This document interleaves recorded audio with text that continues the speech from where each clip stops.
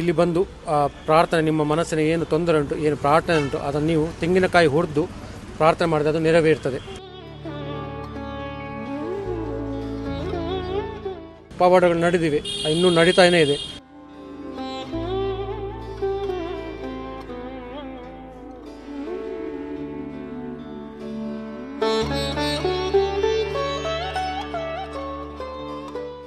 ಮಂಗಳೂರಿನ ಕರಂಗ್ಲಪಾಡಿ ಮಹಾಸತಿ ಅಮ್ಮನವರ ದೇಗುಲವು ಆಧ್ಯಾತ್ಮ ಮತ್ತು ಪವಾಡಗಳ ಕೇಂದ್ರವಾಗಿ ಖ್ಯಾತಿ ಪಡೆದುಕೊಂಡಿದೆ. ಇಲ್ಲಿ ನಡೆಯುವ ಪವಾಡಗಳು ಜನರಲ್ಲಿ ಭಕ್ತಿ ಮತ್ತು ಶ್ರದ್ಧೆಯನ್ನ ಹೆಚ್ಚಿಸುತ್ತಿವೆ. ಇಂತಹ ಶಕ್ತಿಶಾಲಿ ಅಮ್ಮನವರ ಪರಿಚಯ ಇಂದಿನ ಸಂಚಿಕೆಯಲ್ಲಿ.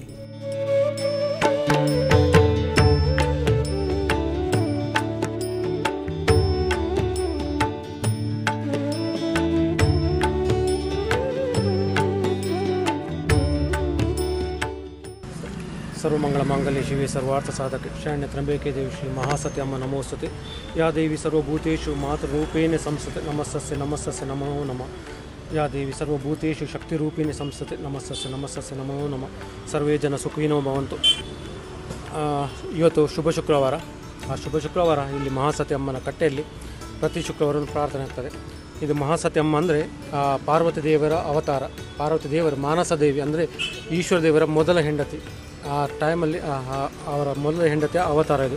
ಅಂದರೆ ಆ ದಕ್ಷರಾಜನ ಪುತ್ರಿಯಾಗಿ ದಾಕ್ಷಾಯಿಣಿಯಾಗಿ ಅವತಾರ ತಾಳುವಾಗ ದೇವಿ ಅದು. ಹಾಗಂದರೆ ಎಂತಂದರೆ ದಕ್ಷ ಮಹರ್ಷಿ ಇದರಲ್ಲಿ ಇದಾಗಿ ಅವರ ಅಗ್ನಿ ಆಹುತಿ ಆಗುವಾಗ ದಾಕ್ಷಾಯಿಣಿಯ ಅಗ್ನಿಗೆ ಆಹುತಿ ಆಗ್ತಾರೆ. ಆ ಆಹುತಿ ಆಗೋ ಟೈಮಲ್ಲಿ ಇಲ್ಲಿ ಅವರ ದೇವರ ಒಂದು ಶಕ್ತಿ ಅಂಶ ಬಂದು ಇಲ್ಲಿ ನೆಲೆಯಾಗಿದೆ ಅಂತೇಳಿ ಒಂದು ಪ್ರತೀತಿ ಇದೆ. ಆದ್ದರಿಂದ ಇಲ್ಲಿ ಇದನ್ನು ಮಹಾಸತಿ ಅಮ್ಮ ಅಂತ ಹೇಳ್ತೇವೆ. ಇದೇ ಮಹಾಸತಿ ಅಮ್ಮನ ಕಟ್ಟೆ ಎದುರಲ್ಲಿ ನೋಡುವಾಗ ನಮಗೆ ಚಂದ್ರಮೌಳೇಶ್ವರ ದೇವಸ್ಥಾನ ಇದೆ. ಆ ಚಂದ್ರಮೌಳೇಶ್ವರ ದೇವಸ್ಥಾನ ಪಕ್ಕದಲ್ಲಿ ನಮಗೆ ಆ ಭಗವತಿ ಅಮ್ಮನ ಕಟ್ಟೆ. ಇಲ್ಲಿದು ಏನು ಒಂದಂದರೆ ಮಹಾಸತಿ ಅಮ್ಮನಿಗೆ ನೀವು ಇಲ್ಲಿ ಬಂದು ಪ್ರಾರ್ಥನೆ ನಿಮ್ಮ ಮನಸ್ಸಿನ ಏನು ತೊಂದರೆ ಉಂಟು, ಏನು ಪ್ರಾರ್ಥನೆ ಉಂಟು, ಅದನ್ನು ನೀವು ತೆಂಗಿನಕಾಯಿ ಹೊಡೆದು ಪ್ರಾರ್ಥನೆ ಮಾಡಿದ್ರೆ ಅದು ನೆರವೇರ್ತದೆ.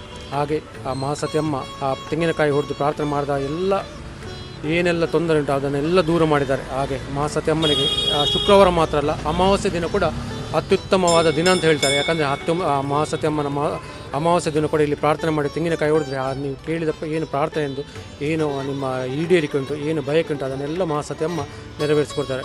ಹಾಗೆಂತ ಇಲ್ಲಿ ಪ್ರತೀತಿದೆ. ಹಾಗೆ ನಾವು ಪ್ರತಿ ಶುಕ್ರವಾರ ಇಲ್ಲಿ ಬೆಳಿಗ್ಗೆ ನಾವಿಲ್ಲಿ ಬಂದು ಪ್ರಾರ್ಥನೆ ಮಾಡ್ತೇವೆ. ಭಕ್ತಾದಿಗಳಿಗೆ ಏನು ಅವರ ಇಷ್ಟಾರ್ಥಗಳುಂಟು ಅದನ್ನು ಅಮ್ಮನ ಹೇಳ್ತಾರೆ. ಅದನ್ನು ನಾವು ಅವರ ಪ್ರಾರ್ಥನೆ ಮುಖಾಂತರ ನಾವು ನಡೆಸಿಕೊಡ್ತೇವೆ. ಹಾಗೆ ಇಲ್ಲಿ ಎಲ್ಲ ತುಂಬ ಪವಾಡಗಳು ಮಹಾಸತಿ ಅಮ್ಮನ ಪವಾಡಗಳು ಅದನ್ನು ನಾವು ಹೇಳಬಾರ್ದು. ಯಾಕಂದರೆ ಇಲ್ಲಿ ಭಕ್ತಾದಿಗಳು ಯಾರಿದ್ದಾರೆ ಅವರ ಬಾಯಿಂದಲೇ ಅದು ಕೇಳಬೇಕು. ಯಾಕಂದರೆ ನಾವು ಹೇಳಿದರೆ ಅದು ಸರಿಯಲ್ಲ. ಆದರೆ ಇಲ್ಲಿ ತುಂಬ ಪವಾಡಗಳು ನಡೆದಿವೆ, ಇನ್ನೂ ನಡೀತಾನೇ ಇದೆ. ಹಾಗೆ ಮತ್ತು ಇಲ್ಲಿ ಪ್ರತಿ ಶುಕ್ರವಾರ ಅನ್ನದಾನ ನಡೀತಾ ಉಂಟು. ಈಗ ಅನ್ನದಾನ ಕೂಡ ಏನಂದರೆ ನಾವು ಅದು ಒಂದು ದಿವಸ ಜಸ್ಟ್ ಒಂದು ಅನ್ನದಾನ ಅಂತೇಳಿ ಮಾಡಿದ್ದು.